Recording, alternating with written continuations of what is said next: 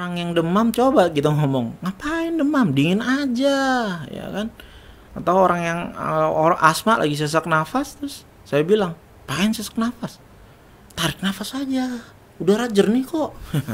Dipukul kali. Nggak enak banget kan dipukul kita, ya kan? Bisa juga orang depresi jangan dibayangkan selalu tuh mellow, ngedown, larut dalam hal-hal yang menyedihkan gitu, nggak selalu. Hoax yang paling nomor satu saya setuju tadi, saya sering temui di praktek ya, bahwa orang, dok nanti saya jadi orang lain nih kalau minum ini, iya kan? Ya. Jadi gini. Hello my friends. Halo my friends. Selamat datang nih di IG Live bersama Dr. Rai. Iya nih, perdana ya kita ya. Perdana di Jadi Gini. Jadi gini. Oke. Kita mungkin bisa lihat dulu ya, Dok ya. Ya. Teman-teman yang udah gabung, ada Gracia Arselina, Bu Halo Grace. Mbak Grace. Ada Dr. Taufan. Hai, tadi udah nyobain Diskoria duluan beliau. Iya, udah nyobain Diskoria 88 mudah-mudahan duluan. habis ini wah makin banyak dokter yang terpanggil. Iya. Untuk Mengisi cerita-cerita. Podcast atau YouTube lah, meramaikan ya. Oh iya, mungkin teman-teman banyak yang belum kenal sama saya mungkin ya. Saya perkenalan diri dulu. Iya, bener dong. Nggak kenal maka nggak sayang. Sayang. Nama saya Laksmi dari komunitas teman baik. Dan di sini tentunya udah pada tahu mungkin ya, ada Dr. Rai. Yap. Ya, senengnya dipanggil gstrai.com. Wah, panjang juga promosi. Dok. Iya, gstrai.com panjang juga ya. Iya. Dan saya asli psikiater. Wah, sekarang asli. Soalnya beberapa hari terakhir kan ada tuh yang ngaku-ngaku psikiater tapi setelah dicari ya kan ternyata nggak ada dokter SPKJ namanya begitu. Oh iya? Kan? Iya. Jadi pas dicek di yang daftar dokter se-Indonesia itu ya? Iya, tapi saya dapat pastikan saya asli memang psikiater. Iya, ya kan? Iya dong tentunya. Di klinik SMC ya, Denpasar dan di Ubud Care Clinic. Boleh dong kita ngomongin itu. Boleh. Oke. Tentu. Terus acara ini supported by gstrai.com, komunitas teman baik, dan tentunya tempat keren ini, Diskoria 88. Iya nih. Iya. Jadi my friends di sini juga bisa lihat. Wah, kalau mau bikin podcast, mau bikin apalah acara ya, mau bikin YouTubean atau live IG biar terasa nyaman gitu, boleh tuh kesini dan tanya-tanya. Masuk aja ke Instagramnya Diskoria 88. @diskoria88. Bisa langsung tanya-tanya, DM Instagram atau WhatsApp langsung juga bisa, silakan. Ya. Dan juga yang mau curhat boleh datang ya ke sini ya. Ada teman-teman relawan dari komunitas teman baik. Sebenarnya komunitas teman baik ini apa sih sebenarnya, Laksmi? Oh iya, mungkin banyak yang belum tahu ya komunitas teman baik itu apa ya. Jadi gini. Oke. Gimana tuh? Komunitas teman baik itu adalah komunitas yang bergerak di kesehatan jiwa, dan komunitas ini didirikan oleh 8 orang teman-teman baik, dan dari latar belakang yang berbeda-beda. Jadi apa aja tuh latar belakangnya? Ada psikiater, psikolog sosial, terus ada akademisi, ada perawat spesialis jiwa ya. Terus ada survivor juga. Survivornya justru banyak cukup kan malah banyak. Ya survivor. Macam-macam ya itu ya. Iya, macam-macam. Ada depresi, ada bipolar, ada skizofrenia, borderline, skizofrenia juga, gitu. Jadi mungkin karena banyak survivor juga dan profesional, jadi kita cukup menyelami lah tentang kesehatan jiwa, dan rencananya tuh emang niatnya tuh mengedukasi masyarakat umum tentang kesehatan jiwa. Dan ketika pandemi gini, ternyata komunitas teman baik nggak menyerah nih ya. Iya. Kita edukasinya by online lah, ya kan, dalam keadaan seperti ini. Tapi pelan-pelan nanti kita lihat ya situasi kondisi. Mungkin dengan new normal ya, mungkin kita bisa kumpul lagi. Ya kita lihat nanti. Tapi kita lanjutkan. Sekarang topiknya apa nih kita? Topiknya tentang mengupas tuntas hoax ya dok ya. Hoax tentang obat antidepresi atau antidepresan ya dok ya, biasanya sebutnya ya. Kalau saya sih nggak terlalu paham ya, maksudnya sebagai dokter gimana sih sebenarnya tanggapan orang ya soal minum obat antidepresi gitu. Nah kemarin juga kita share poster, banyak nanya emang ada gitu obat antidepresi gitu kan. Oh iya ya. Kalau Laksmi sendiri punya pengalaman nggak, Laksmi? boleh cerita nih kalau memang lagi berkenan. Ya. Boleh sih, boleh. Soalnya saya juga udah cukup terbuka ya dengan kondisi saya. Jadi ya nggak apa-apa untuk edukasi teman-teman juga kan yang nonton, my friends sekalian. Terus saya mau cerita sedikit nih. Boleh. Banyak juga boleh. Banyak juga boleh. Waktunya terbatas sayangnya. Iya. Jadi saya kan penyintas bipolar disorder dan gangguan kepribadian ambang. Nah itu otomatis ada periode depresi yang harus dibantu oleh obat antidepresan. Nah, awalnya saya diresepkan obat antidepresan itu, saya deg-degan sebenarnya. Jadi waktu pertama kali ini diberitahu ya sama psikiaternya, ini Mi, kamu perlu nih kayaknya ya antidepresan. Sebutan lebih luasnya sebenarnya antidepresan ya, obat-obat untuk antidepresi. Nah, gimana tuh perasaan Laksmi pada waktu pertama? Takut. Takut ya? Iya. Karena takutnya apakah ini jadi ketergantungan? Jadi takutnya pertama ketergantungan. Iya, terus jadi mikir apakah nanti bikin saya jadi drug user? Kayak gitu. Wah, ini narkoba bukan ya antidepresan nih kan? Nanti jangan-jangan ditangkap sama polisi kalau bawa-bawa obat ini. Karena banyak kejadian ya kan, artis-artis penyalahgunaan, dibilang obat jiwa, wah jangan-jangan obat depresi ini obat jiwa juga, wah nanti kalau ke bandara tangkap juga gitu ya. Iya. Terus takut ginjalnya rusak. Karena kebanyakan obat kimia kan, kita mikirnya, aduh kimia nih, kebanyakan kimia masuk ke badan, ginjalnya nanti kenapa-napa gitu. Khawatir ya. Khawatir. Soal itu. Terus apalagi? Takut gemuk. Takut gemuk ya? Iya, padahal gemuk ternyata metabolisme saya yang udah menurun.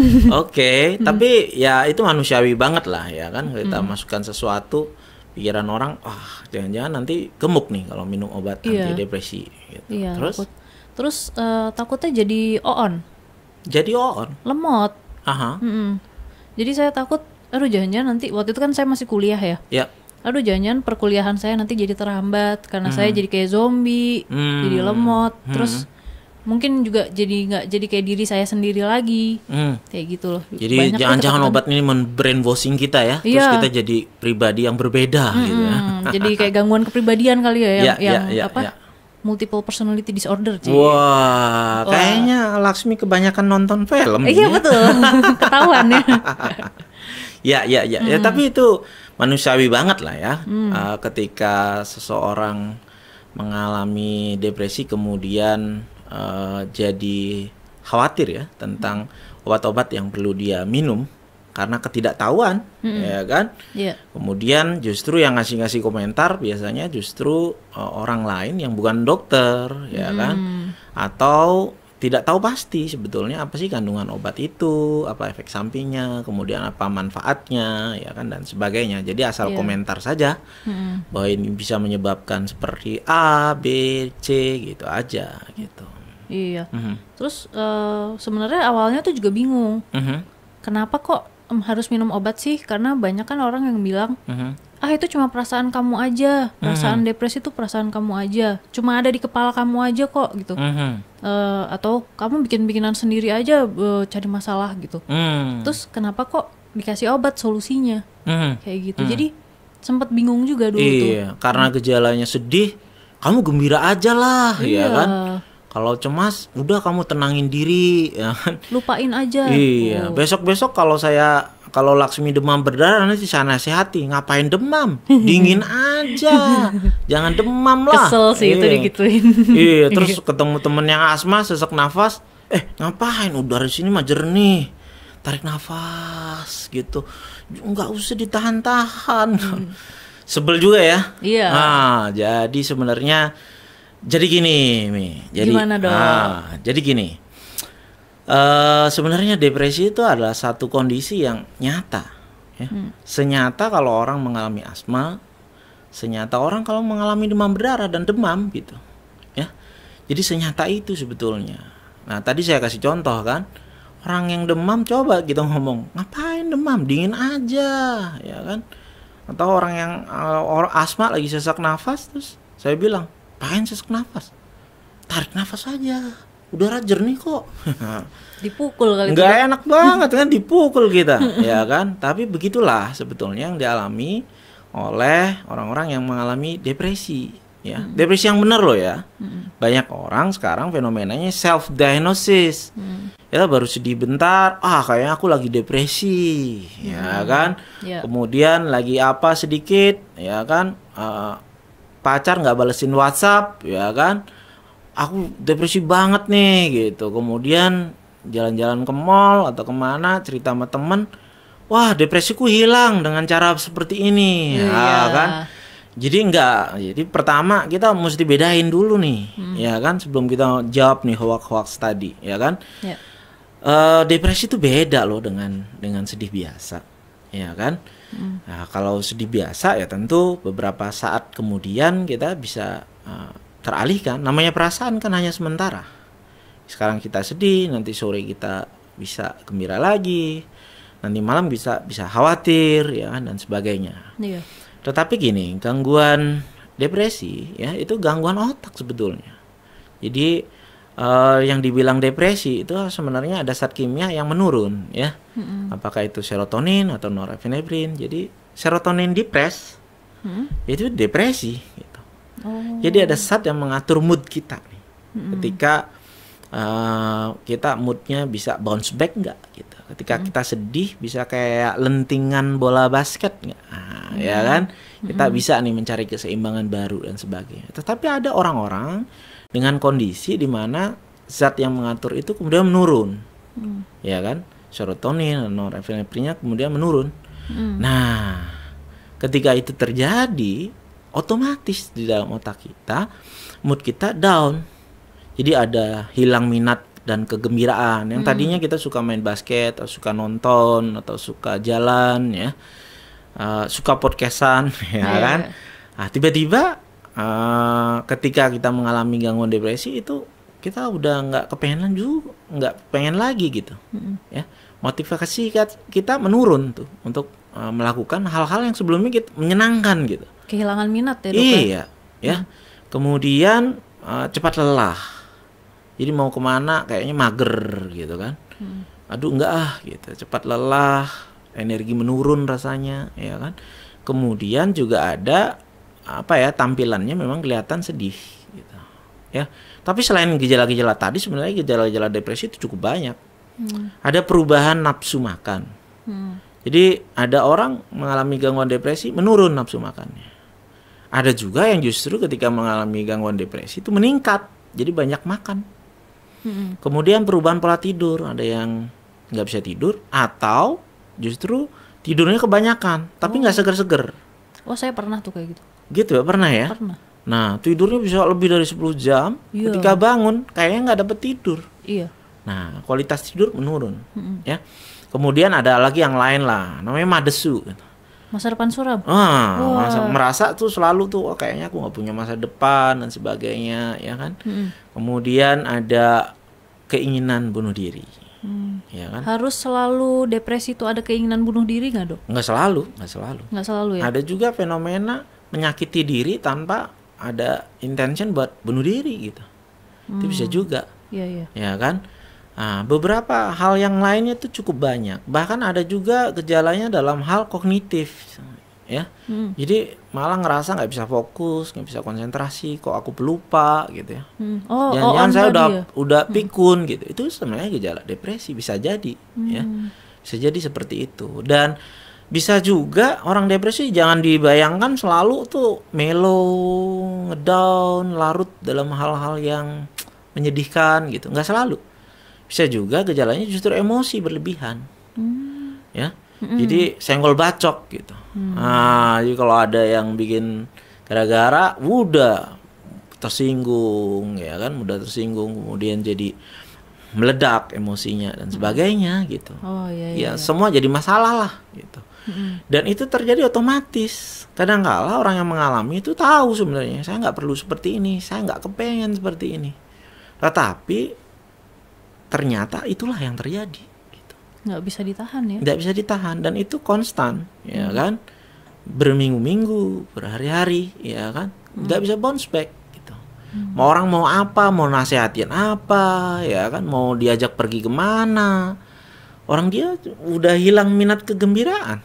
Iya. Ya kan banyak yang gitu kan, udahlah jangan dipikirin, nah, kita jalan aja yuk gitu. Ya kan ketika udah melakukan upaya-upaya mandiri ya, entah itu olahraga, entah itu apa namanya curhat ke teman ya, apakah kemudian yoga, itu upaya mandiri. Nah ketika itu dilakukan dan ternyata itu tidak cukup banyak membantu, so bukan aib kan kalau kemudian kita merasa butuh bantuan dan konsultasi gitu. Iya betul banget. Dan salah satu pilihannya sebenarnya obat, yaitu karena gangguan yang nyata ya kan, di dalam otak kita. So dan itu otomatis ya kan, nggak bisa dengan dinasehati. Sama aja kan, coba nasihati orang demam kayak tadi kan. Udahlah jangan demam, kita dinginin aja gitu. Nggak bisa seperti itu. Ya jadi mari kurangi ya kan, menasehati, lebih banyak mendengar. Ketika ada di sekitar kita mengalami seperti itu, ya kan, jangan-jangan itu adalah bagian dari gangguan depresi gitu. Kadang-kadang tuh orang sering lupa ya kalau otak tuh juga organ tubuh kita juga gitu yang bisa sakit. Dan orang tuh kalau ngomong itu cuma di kepala kamu aja, lah iya di kepala kan ada otak. Ya nggak sih? Maksudnya bener juga gitu. Nanti kalau ada patah kaki nggak bisa jalan, saya bilang ya itu kan cuma di kaki aja itu. Iya di kaki. Ya nggak enak kan, ya, kan? Iya sebenarnya ada anggapan yang belum banyak populer ya, bahwa di otak itu juga sebuah organ, ya kan, dan di sana cukup banyak profesi yang terlibat, ya kan. Sering saya mengandaikan, jadi kalau hardware-nya, kalau komputer, ya, hardware-nya itu teman-teman dari dokter spesialis neurologi, ya, saraf. Kalau software-nya, ya, dalam hal fungsi perasaan, pikiran, dan perilaku itu psikiater, gitu. Jadi organnya otak. Sering bilang, jiwa itu di mana, ya? Salahnya namanya dokter spesialis jiwa sih. Jadinya bingung, jiwanya organnya yang mana gitu, padahal di otak. Kadang-kadang orang kan nunjuk jiwa tuh di dada ya, di hati dada gitu. Wah, kasihan nanti dokter jantungnya tempatnya sini.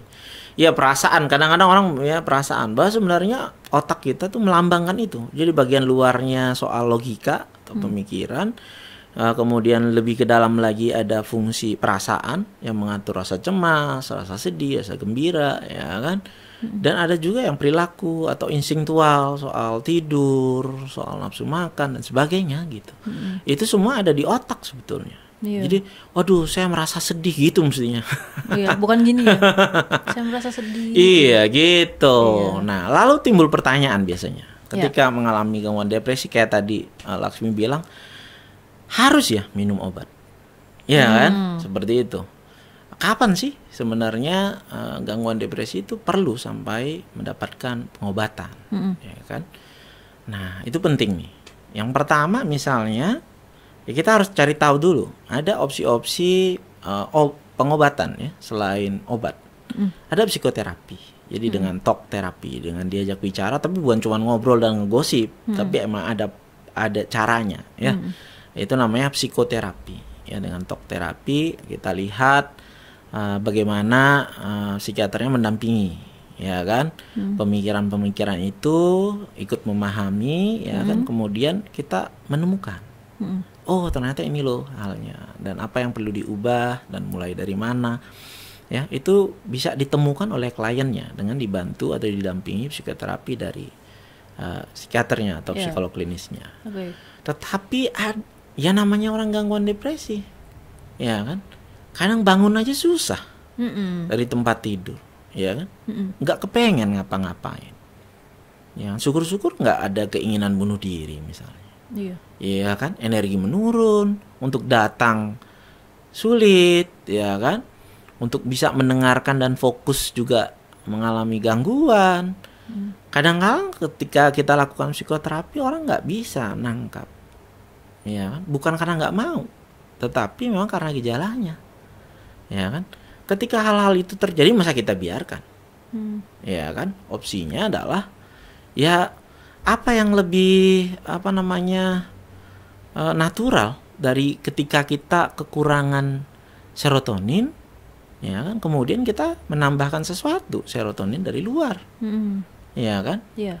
Itu senatural kalau saya kehausan, kurang air, kemudian saya minum gitu, ya kan? Iya. Lalu banyak orang tanya, oh kalau gitu cari aja dok makanan yang isinya serotonin. Iya, itu gimana dok? Gitu. Banyak tuh klien saya share, ya kan soal itu. Gini, jadi gini. Bahan dari serotonin tuh ada ya, namanya triptopan. Memang cukup banyak lah bahan makanan yang isi itu, jagung dan sebagainya. Tapi kita harus ingat lagi, berapa banyak triptopan yang terkumpul untuk bisa jadi serotonin yang kita butuhkan. Kebayang nggak kalau ternyata hasilnya misalnya di jagung perlu 2 karung gitu. Waduh. Serius nih Laksmi mau makan jagung 2 karung? Enggak juga sih. Dan jagung itu isinya kan bukan hanya triptopan. Iya. Ada karbohidratnya, ya kan? Kita nggak butuhkan sebanyak itu. So kita mesti ada cara lain dong, ya kan? Yeah. Malah dilakukanlah penelitian, ya. Di serotonin tuh yang kurang gimana dong? Anggaplah ya logikanya nih ya, kalau serotoninnya kurang, penduduk di satu pulau itu kurang gitu. Ya entah bagaimana caranya pelabuhannya dibuka lebih banyak supaya penduduk dari luar banyak masuk ke pulau itu, atau menghambat yang mau keluar, atau meningkatkan kehidupannya, lama umur penduduknya sehingga nggak banyak yang meninggal, ya kan? Jadi prinsipnya obat-obat begitu, jenisnya cukup banyak. Antidepresan itu sebetulnya fungsinya adalah meningkatkan serotonin, atau ada juga yang meningkatkan serotonin dan norepinefrin. Oke. Gitu, sesimpel itu sebetulnya. Jadi kalau orang kencing manis, insulinnya menurun, maka dapat obat yang membuat insulinnya bisa naik. Gitu. Jadi jenisnya cukup banyak ya. Tapi ketika hal-hal itu terjadi ya, berat untuk kita lakukan psikoterapi dan sebagainya, ya, jangan menunggu, jangan ragu-ragu. Ada obatnya ya kita gunakan. Jenisnya cukup banyak ya. Ada yang meningkatkan tadi jumlah populasi penduduknya yang masuk, memperlebar pelabuhan, memperlebar airport, ya kan, menambah jam terbangnya. Ada juga yang bekerja mengurangi kemungkinan penduduknya keluar, ya kan. Yeah. Kemudian memperpanjang umur penduduknya sehingga nggak banyak yang cepat meninggal dan sebagainya. Sehingga jumlah penduduknya, jumlah serotoninnya makin banyak. Yeah. Dan gejala itu kemudian mulai berkurang. Ya. Setelah gejalanya berkurang, tentu bisa dong kita lakukan psikoterapi. Ya, jadi jawabannya bukan sekadar hanya minum obat. Nah, setelah hal itu bisa memungkinkan dilakukan, lakukan psikoterapi. Ya. Gitu. Jadi termasuk juga terapi aktivitas, ya kan? Art terapi, setelah itu baru bisa dilakukan. Jadi bukan hal yang aib sebenarnya ketika seseorang membutuhkan pengobatan yang namanya obat antidepresi. Sebenarnya obat-obat itu gunanya adalah meningkatkan serotonin dan norepinefrin di beberapa bagian otak kita. Oke. Kita mungkin undang dulu ya teman-teman untuk bertanya ya. Oh boleh. Iya, teman-teman kalau mau tanya silakan loh, boleh langsung komen ya dok ya, berarti. Ya komen aja di live IG kita, nanti kita baca. Ini saya sambil baca. Bisa kita baca. Nah ini. Coba ya. Boleh nih, disapa-sapa dulu lah yang lainnya, biar nggak terlalu serius buat kita. Iya loh. Membicarakan depresi, terus kitanya yang wajahnya serius depres banget gitu kan. Jangan sampai seperti itu. Ya, ada Budayu Patmi Suci. Wah, iya. Halo Budayu. Halo Budayu. Terus ada Bu Dokter Gungwi. Halo Bu Dokter. Terus ada Pak Dokter juga ya, Made Wedastra. Oh ya, wah itu psikiater juga. Kapan-kapan nanti kita undang ya kan. Iya, boleh. Dan ini tuh seleb kuliner, selebgram kuliner. Reviewer sempat nge-review Diskoria 88 juga, nasi krip-kripnya. Nasi krip-krip. Ya kan? Oh iya, kita juga jualan nasi ya dok ya. Iya, di Diskoria 88 ini juga ada jualan nasinya teman-teman. Jadi bisa dicoba kalau kesini. Ada tapi konsepnya ayam, tetap 80-an ya. Iya, konsepnya 80-an. Gitu. Tapi tenang aja, itu tidak tergolong obat antidepresi ya. Wah, kita nggak boleh bikin hoax dong, baru kita promosi nasi itu bisa bikin enggak. ya kan? Itu bisa manfaatnya adalah membuat perut kenyang. Ya, betul. Itu udah pasti. Dan enak, nyaman rasanya. Comfort food. Ya, nyaman. Oke. Ya kita undang aja nanti kalau ada yang ini bisa tanya-tanya ya kan. Dan live IG ini juga nantinya akan diposting juga di YouTube ya. YouTube Diskorea 88 dan Komunitas Teman Baik ya. Iya, betul. Juga nanti ada podcastnya, jadi teman-teman yang ketinggalan bisa tuh nanti nyusul ke sana ya kan, pantengin aja di Instagram Teman Baik dan Diskorea 88 ya. Iya. Nah dok, nih udah ada pertanyaan nih dari akun Dualismo Harmony. Maaf ya kalau salah baca. Katanya, dok, saya bipolar dengan obat Clobazam, Depakote, Arkine. Bisa sembuhkah bipolar dengan gejala sudah 5 tahun lebih?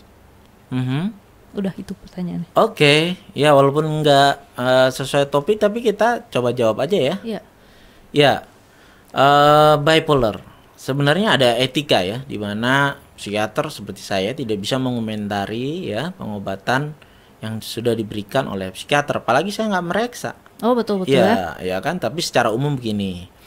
Obat-obat tadi ya kan tentu lewat konsultasi ya dengan psikiaternya. Perlu sekali komunikasi yang baik antara klien dan psikiaternya sehingga betul-betul bisa benar-benar memahami ya kan dan tahu problemnya ya kan. Kemudian klien juga jadi tahu benar-benar apa yang perlu dilakukan selain minum obat ini, apalagi yang lain dan sebagainya ya. Saya nggak akan mengomentari pengobatannya, tentu itu pengobatan yang terbaik ya. Tetapi pertanyaan tadi bisa sembuh nggak? Istilahnya pulih deh, ya. Jadi kebanyakan sebagian ya dari gangguan psikiatri itu adalah tidak curable, tapi treatable, tertangani, ya. Jadi mirip dengan diabetes, ya, hipertensi, ya bisa ya tertangani. Tapi nanti kalau pesta makan-makan, wah muncul lagi, ya. Seperti itu. Jadi kalau goalnya adalah gimana kualitas hidup orang dengan bipolar itu bisa meningkat, ya, bisa produktif, bisa mengurus diri sendiri, kemudian bisa syukur bekerja, ya, berkeluarga, apalagi itu kan sama seperti orang lain, ya kan. Kemudian untuk pengobatan kita lihat nantinya, ya kan, bagaimana dalam perjalanan. Kita bicaranya resiko. Ya, kalau kemudian tidak berobat, berapa risiko kemunculan kembalinya? Dan ketika muncul kembali atau relapse, berapa banyak hal yang sebenarnya terbuang, waktu, kesempatan, potensi dan sebagainya. Ya, jadi menurut saya terima kasih nih, ya, sudah tetap berjuang untuk memulihkan diri, ya, walaupun mengalami bipolar, tapi tetap semangat nih berjuang untuk memulihkan diri, tetap semangat minum obatnya. Kalau ada permasalahan atau dampak yang tidak menyenangkan, dikomunikasikan aja ke psikiaternya sehingga bisa dipahami dan ada barangkali ada perubahan-perubahan, ya kan. Nanti juga ada fase maintenance dalam pengobatan, dosisnya nggak perlu tinggi-tinggi, sudah mulai menurun dan sebagainya, tapi kualitas hidup kita tetap baik. Ya. Itu kan yang penting. Iya betul. Untuk apa hidup kalau kualitas hidup nggak baik? Ini bukan soal minum obat, nggak minum obat, nggak. Kalau nggak minum obat tapi nggak ngapa-ngapain, nggak bisa berkeluarga, nggak bisa ini, susah kan? Ya, itu. Paling ini sih saya mau nambahin lagi dok. Kalau ya misalnya benar. Nah, Laksmi gimana? Ada masukan nggak sebagai sesama orang dengan bipolar ya kan? Dari sisi penyintas ya. Kalau gejala saya sendiri itu udah dari kecil sebenarnya dok. Dari kecil dan itu berarti udah puluhan tahun. Ketahuan umurnya. Terus itu udah puluhan tahun dan saya baru minum obat itu dari tahun 2012. Tapi sekarang bisa dibilang saya merasa kehidupan saya jauh lebih baik sih. Maksudnya bisa pulih gitu. Jadi kita nggak usah berhitung lah gejala udah berapa tahun atau apa. Yang penting kita kondisinya gimana gitu ya. Iya, yang penting gimana kondisi kita, apakah Laksmi kita kerja, ya kan. Ya, kemudian apalagi punya pasangan. Iya kan? Ketahuan. Punya hobi. Iya, punya hobi dan bisa terus dilakukan, bahkan sekarang sharing. Iya, bisa beraktivitas normal. Iya, membantu teman-teman yang lain. Iya, kan? harapannya sih gitu. Iya, bukankah itu yang kita inginkan ya, my friends ya? Iya. Jadi sebenarnya di dunia ini cuma ada dua. Nggak ada orang normal dan tidak normal. Semua orang normal. Ada normal yang sedang butuh bantuan, ada yang normal kebetulan tidak sedang butuh bantuan. Oh iya betul, gitu saya suka itu. Ya Saya kan? suka kata-kata itu. Emang siapa yang paling normal di dunia ini? Ya kan? Iya. Gitu. Mungkin sebutan normal tuh karena mayoritas ya dok ya. Ya jadi kalau misalnya mayoritasnya A semua, jadi yang disebut normal tuh yang A gitu. Ya. Jadi sebenarnya kita bicara soal kualitas hidup aja lah. Iya. Ya kan, bagaimana kita terus meningkatkan kualitas hidup kita, kapasitas diri kita, ya kan, supaya terus lebih baik gitu. Terus dok, kita balik lagi yuk. Ya, kita jawab ya hoaxnya kita ya. jawab hoaxnya. Iya. Orang pasti udah, kita malah ngomongin yang lain, tapi emang diperlukan dulu sih hal itu gitu ya. Anggap aja ini pengantar. Hoax yang paling nomor satu saya setuju tadi. Saya sering temui di praktek ya. Bahwa orang, dok nanti saya jadi orang lain nih kalau minum ini. Iya kan? Iya. Jadi gini. Supaya nggak salah paham ya. Jadi gini. Yang mau diobati kan gangguannya, disorder. Ya kan? Ya sama aja kalau kita berobat demam berdarah, emang kitanya berubah? Enggak kan? Enggak. Gangguannya aja yang hilang. Itu demamnya aja yang hilang. Trombositnya aja yang kemudian meningkat. Tapi orangnya emang nggak berubah. Ya kan? Nah sama seperti itu. Jadi yang mau diobati adalah gejalanya, gejala-gejala depresinya. Yang tadinya sulit tidur, jadi kualitas tidurnya makin baik, ya kan? Yang tadinya motivasinya menurun, perasaannya sedih, ngedown, nggak kepengen ngapa-ngapain. Nah itu kemudian bisa pulih gitu loh, kembali ke kepribadian awal. Nah kalau sebelumnya orangnya ya kan tipe kepribadiannya sangat terbuka ya kan, extrovert, ya kembali seperti itu. Kalau memang pada awalnya memang introvert tuh nggak salah loh ya, banyak perbincangan di media sosial ya. Kalaupun kepribadiannya ke sana ya kembali lagi ke sana gitu ya. Jadi nggak perlu takut, nggak ada obat yang bisa membrainwash pikiran. Kalau ada begitu mungkin banyak yang perlu itu ya. Ya, tidak ada obat seperti itu. Ya, nggak ada sesuatu obat yang bisa nge-brainwash biar memorinya bisa biar hilang lah, jadi udah jadi orang yang beda lagi ya kan. Nggak ada, tidak seperti itu. Dapat dipastikan tidak seperti itu. Ya. Kemudian apalagi ya selain takut menjadi ini, lemot ya. Nah itu berpikir malah terbalik ya. Kalau memang mengalami gangguan depresi, justru gejalanya yang kadang-kadang begitu. Itu justru gejala depresi. Depresi, kita nggak fokus ya kan, cepat lupa. Sebenarnya bukan pikun, cuman memang nggak nangkep ketika ya rangsangan itu atau informasi itu datang. Pikiran kita jauh ya, nggak di situ. Kemudian ada namanya di otak kita itu, wah ini agak sulit juga, BDNF, Brain Derived Neurotrophic Factor. Jadi kasarnya begini, di otak kita tuh ada pupuknya. Nah ketika kita mengalami depresi, pupuk ini juga bermasalah, sehingga berkurang. Nah kemampuan kita untuk fokus dan konsentrasi itu berkurang. Justru dengan terapi dan pengobatan ini justru kita ingin ya kan untuk mengembalikan lagi fungsi-fungsi tadi gitu loh, sehingga bisa bekerja. Banyak nih yang moodnya kembali baik tapi belum bisa kerja karena nggak fokus ya, nggak konsentrasi gitu. Jadi nggak ada tuh obat antidepresan kemudian bikin lemot ya kan. Kemudian gini, jadi gini, banyak tuh stigma soal obat-obat jiwa ya secara umum, bahwa dia narkoba dan sebagainya. Enggak ya, apalagi antidepresan, nggak ada orang menyalahgunakan antidepresan ya kan. Nggak ada jangkis yang datang ke apotek minta dong saya antidepresan dong gitu kan. Nggak ada ya, nggak ada. Jadi aman ya, bahkan tidak disalahgunakan ya kan. Dan tidak menimbulkan ketergantungan ya. Jadi gini, kapan sih orang disebut ketergantungan gitu ya? Iya. Banyak orang berpikir, oh kalau saya makan itu, minum itu baik, kalau enggak gitu. Kalau kayak gitu kan saya ketergantungan nasi, ya kan? Kalau enggak kan berarti saya ketergantungan nasi, ketergantungan air, ya kan? Kalau enggak makan nasi, lapar saya, ya kan? Walaupun ada roti, tetap aja saya lapar, berarti saya ketergantungan nasi dong? Enggak, ketergantungan itu ada syaratnya, ada 2 nih, paling enggak. Ya kan, nomor 1 adalah dosisnya untuk mendapatkan kenyamanan yang sama, dosisnya meningkat. Katakanlah Laksmi ya, apa sih obat kalau boleh tahu nih, obat antidepresan yang diminum? Escitalopram. Oke, escitalopram 10 mili kan? Iya.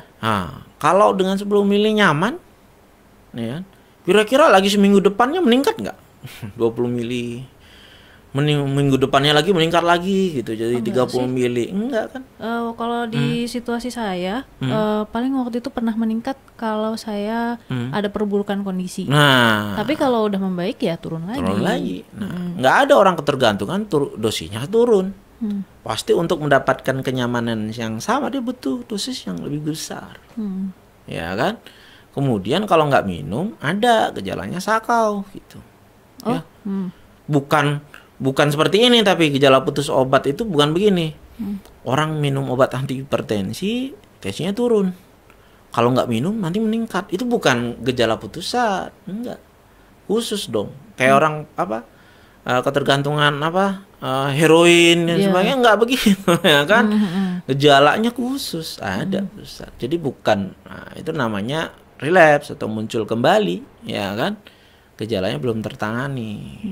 Ya. Dan obat-obat antidepresan tidak menimbulkan itu. Itu kenapa kemudian tidak ada orang menyalahgunakan obat antidepresan gitu. Iya, paling menyalahgunakan obat anti cemas ya biasanya dok. Iya, kebanyakan begitu, sleeping pill, ya sleeping kan, pill, tidak dengan resep dokter, tidak lewat observasi, tidak lewat ketemu dan konsultasi, ya kan. Jadi ngatur-ngatur sendiri, kadang beli di pasar gelap dan sebagainya. Iya. Antidepresan nggak ada di pasar gelap, nggak ada orang menyalahgunakan begitu. Iya. Lagi pula setahu saya kalau di yang kasus saya lagi-lagi ya, itu antidepresan baru kerasa efeknya itu beberapa bulan.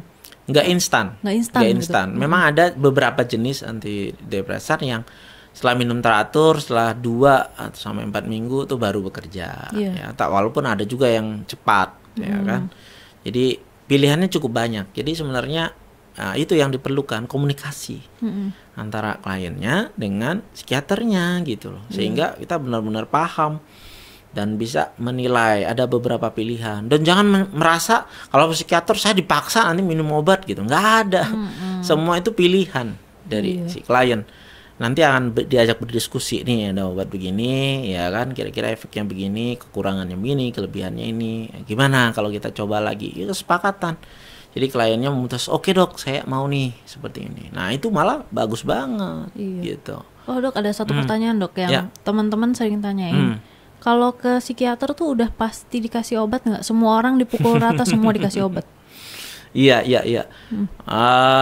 Tidak demikian sebetulnya. Ya, tidak demikian. Tergantung.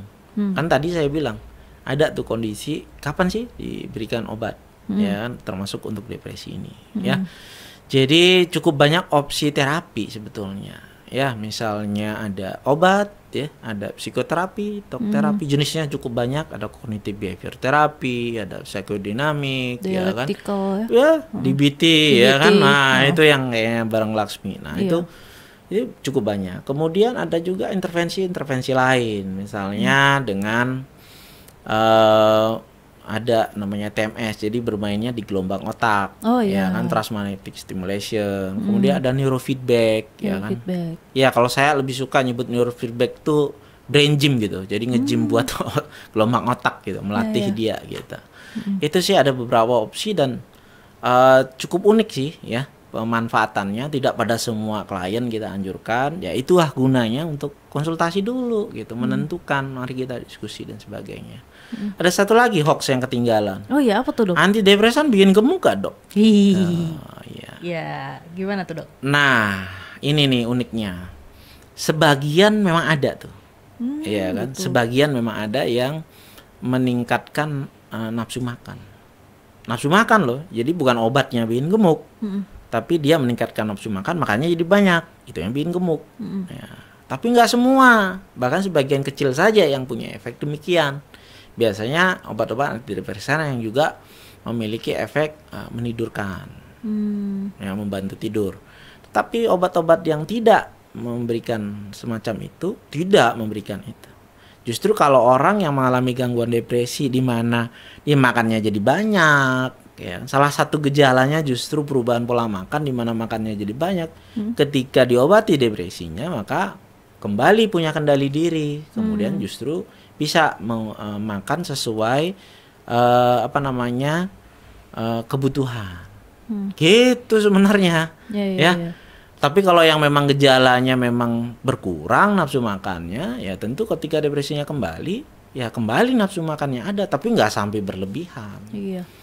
Terus ini sih, kalau lihat dari teman-teman ya, kayaknya tiap orang juga beda ya dok ya? Beda-beda. Misalnya obat A di saya jadi bikin gemuk, tapi di teman saya nggak bikin gemuk, biasa aja. Gitu ya? Kayak gitu juga, jadi antara teman-teman penyintas kan suka tanya-tanyaan tuh. Jadi kayak iya, dan juga cukup banyak faktor, bukan hanya obat kan, pola hidup juga ya kan. Iya betul. Ketika udah nyaman, udah bebas makan ya kan dan sebagainya. Tapi ada juga yang kembali pulih, jadi semangat olahraga dan sebagainya. Jadi cukup banyak faktor-faktor yang mempengaruhi itu. Benar-benar. Nah itu gunanya. Jadi bukan hanya soal obat, dan jangan tuker-tukeran obat. Enggak lah. Wah ini baik nih buat saya nih. Coba nih kamu minum ini. Ada juga tuh kejadian-kejadian seperti itu, cukup berbahaya karena belum tentu kebutuhan kita sama. Iya benar. Ya. Gitu. Ada lagi nggak? Sambil nunggu, kayaknya hoax itu udah terjawab semua ya. Ya nggak perlu takut, ya kan? Justru makin cepat berobat, cepat pulih, cepat produktif gitu. Merusak ginjal dok tadi. Oh ya. Jadi sebenarnya apapun yang masuk ke dalam tubuh kita dicerna oleh ginjal, bukan hanya obat. Ya. Makanan, minuman, ya, apapun. Ya kan, ada yang suka suntik-suntik vitamin. Oh iya betul lah. Masuk ke dalam tubuh kita pasti akan dicerna oleh ginjal. Nah, kalau banyak yang masuk, ya kan, beragam yang masuk, ginjal kerja keras, gitu aja prinsipnya. Ya kan. Tapi kita mesti ingat, antidepresan ini adalah obat yang memang sejak awal diciptakan untuk diminum dengan jangka waktu tertentu yang relatif sedang dan panjang. Jadi ada loh obat-obat yang diciptakan nggak untuk jangka panjang. Misalnya obat-obat anti nyeri, ya kan. Obat-obat emah itu nggak diciptakan untuk kita minum setiap hari selama berbulan-bulan, bahkan bertahun-tahun. Itu bukan diciptakan untuk seperti itu. Tapi obat-obat antidepresan itu memang diciptakan untuk diminum dalam jangka waktu menengah dan panjang. Gitu. Jadi sebenarnya kita harusnya berbeda takutnya. Banyak kan orang yang gejalanya depresi justru keluhan-keluhan fisik. Jadi mah, menahun dan sebagainya. Ya, mereka justru berpikir saya lebih aman dok minum obat mah tiap hari. Sekarang udah tahun kedua gitu. Waduh. Padahal obat itu diciptakan untuk jangka pendek. Iya. Ya, sedangkan obat-obat antidepresan memang diciptakan memang dari sejak awal dengan jangka waktu itu gitu. Jadi aman untuk hal itu. Tetapi selama pengobatan tentu pasti akan dicek, ya kan? Dicek. Jadi menurunnya juga tidak akan langsung seperti itu. Iya. Ya, kalau soal kimia dan tidak, tubuh kita isinya zat kimia. Iya kan? Iya. Ya kenapa kita jadi gangguan depresi? Karena zat kimia di dalam otak kita menurun yang namanya serotonin. Gitu. Semua sebenarnya pelajaran kedokteran itu basicnya biokimia. Artinya kimia yang ada di dalam zat tubuh kita. Kalau kita anti zat kimia, jangan minum air. Air itu H2O rumus kimianya. Nggak usah nafas kalau kita ngobrol begini, karena itu O2. Itu. Jadi jangan berpikir soal itu. Jadi bukan soal kimia atau tidak kimia, tetapi dibutuhkan atau tidak dibutuhkan. Oh iya betul. Ya kan, kalau zat tidak dibutuhkan, tidak lewat konsultasi, kita coba-coba aja ya kan. Natural, senatural apapun, coba kunyit minum, makan setiap hari ya kan, dalam jumlah waktu yang banyak. Kalau nggak ginjal juga terganggu. Iya, betul. Jadi bukan soal itu. Jadi yang penting adalah soal dibutuhkan atau tidak dibutuhkan. Gitu. Ya kalau kita butuhkan, kita minum. Itu manfaatnya kan sangat baik. Itu sih ya lebih banyak. Ini udah ada pertanyaan lagi nih, Dok. Oh, oke. Di Ya. Komen Wah, Instagram. seneng nih kalau ada banyak pertanyaan. Iya. Dari Pak Nyoman Sudiasa. Apakah depresi bisa dipulihkan dengan kegiatan tertawa saja? Dengan ketawa aja, Dok, gitu. Bisa nggak? Saya belum pernah ya baca soal jurnal ilmiah soal hanya dengan tertawa saja. Yaitu lagi-lagi balik kan, kalau gangguan depresi kita cenderung moodnya down, sedih gitu. Gimana nyuruh orang tertawa? Itu sama kayak orang ya seperti tadi nyuruh orang asma untuk nggak sesek nafas gitu. Iya. Ya kan, nggak bisa. Tetapi setelah misalnya menjalani terapi, ya kan, sebagai adjunktif misalnya, sebagai tambahan ya, bagian dari juga psikoterapi ya kan. Kalau kita rame-rame, kumpul-kumpul ya kan, sudah mulai menjelang pulih ya, melakukan hal-hal itu, aktivitas apapun sebenarnya dilakukan berkelompok ya kan, nyaman dan kita menikmatinya, sebenarnya itu sangat membantu. Tidak harus hanya dengan tertawa saja. Mancing bareng-bareng juga kalau memang kita suka, bagus. Tapi kalau orang nggak hobi, malah stres. Ya. Jadi sebaiknya kita dari jangan menjadikan diri kita kelinci percobaan. Oh, teman saya baik gara-gara itu tuh, gitu kan? Belum tentu juga diagnosisnya benar, ya kan? Bisa self diagnosis kemudian ikut itu nyaman, ya kan? Dia rekomen dan sebagainya. Jadi mari kita lihat di jurnal-jurnal ilmiah yang sudah memakai klien ratusan ribu. Nah, kita lihat di situ kalau itu bermanfaat, ya.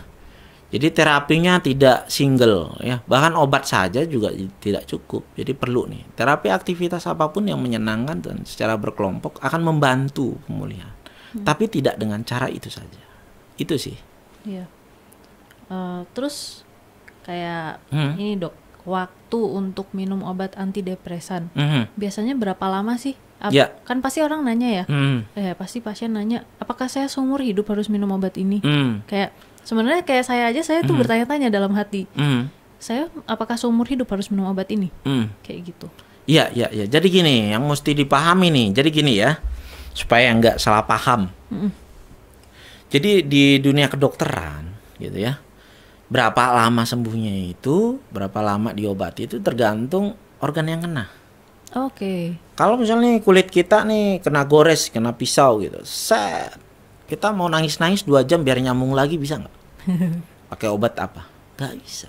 Dijahit juga sebenarnya belum nyambung, ya kan? Berobatnya berapa lama? Rata-rata dokter akan jawab 7-10 hari lah. Kenapa? Karena waktu yang dibutuhkan kulit untuk memulihkan dirinya sekian lama. Obat membantu pemulihan itu, ya kan? Kalau gitu tulang lah, kalau patah seminggu lah balik lagi. Pemain bola kalau patah, cedera, minggu depan balik lagi lah. Nggak bisa. Tulang penyembuhnya tidak sekian lama, dia bulanan. Ya, sampai benar-benar menyatu. Nah, kurang lebih sebenarnya zat-zat kimia di otak kita mirip ya seperti itu. Sekian bulan. Ya. Itu pun tergantung sumbernya apakah kemudian tertangani. Ya kan? Kalau misalnya sama nih kolesterol, kita berobat anti kolesterol. Tapi tiap hari pesta aja. Berapa lama minum obat kolesterol? Ya bakal terus lah. Ya, tetapi kalau kita melakukan hal-hal yang lain selain pengobatan dan itu berjalan dengan baik, maka pemulihan akan lebih baik. Jadi relatif ya, tapi bulanan. Bisa sekian bulan. Ya. Nah, fase pertama misalnya fase akut, kita lihat 3 bulan pertama. Setelah itu kita lihat, biasanya obat sudah menurun tuh setelah itu, ya kan? Jadi 6 bulan, 9 bulan dan sebagainya. Ya, ada yang bisa lebih cepat dengan usaha-usaha yang berbeda. Ya, itu sih barangkali. Dan kalau selamanya pun juga bukan ketergantungan ya, lagi-lagi emang. Oh iya, itu kan ada syaratnya, tergantungan. Berarti kita memang masih membutuhkan zat itu. Kita kebetulan nggak bisa produksi lagi misalnya zat itu. Tapi kalau dengan itu kita mempunyai kualitas hidup kita, ya kan, yang baik, kenapa tidak? Ya kan, kenapa tidak? Iya, Dok. Kalau dari saya sih pertanyaan sudah habis, Dok. Wah, senang sekali kita bebas. Kita bebas. Oke, itu podcast pertama kita ya. Jadi gini.